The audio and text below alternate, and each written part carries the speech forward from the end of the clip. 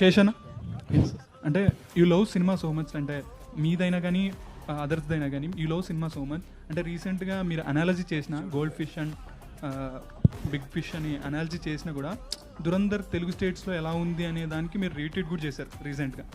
So that much how you love cinema and మీకు ఎలా అనిపించి, అంటే ఈ యాంటిసిపేషన్ ఎలా ఉంది దురంధర్ 2 గురించి కానీ, అండ్ డెకాయిట్ ఎలా ఉండబోతుంది?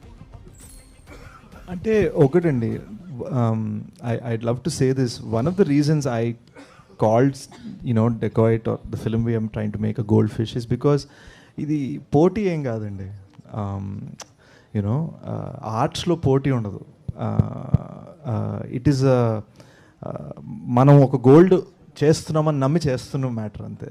అండ్ దురంధర్ 1 థియేటర్ చూసినప్పుడు ఇది గోల్డే కాదు ఇది ప్లాటినం అని ఫీలింగ్ వచ్చింది.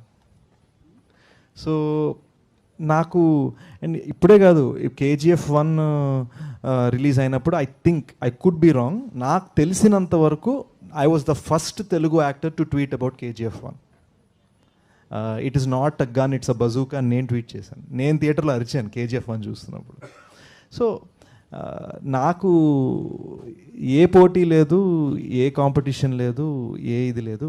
I just love cinema because నాకు ఇప్పటికీ గుర్తు, నాకు 5 years అప్పుడు నేను ర్యాంబో సినిమా చూసినప్పుడు ర్యాంబో అని ఇటు అమ్మ చున్నీ కట్టుకొని ఇటు పరిగెట్టేవాడు.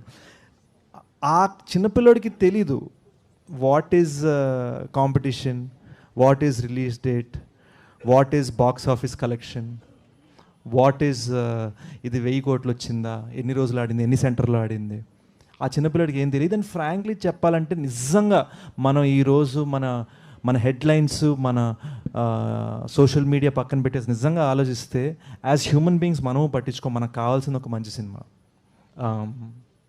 ఈరోజు నేను ఎవరినైనా అడిగితే మాయాబజార్ సినిమాకి ఎంత డబ్బులు వచ్చాయి తప్పని ఎవరు చెప్పలేరు, షోలే సినిమాకి ఎంత వచ్చింది తప్పని ఎవరు చెప్పలేరు.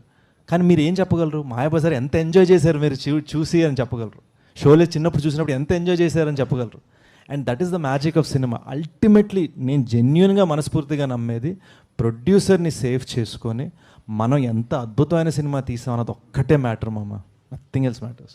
బీమ్స్ శేష్ గారు బీమ్స్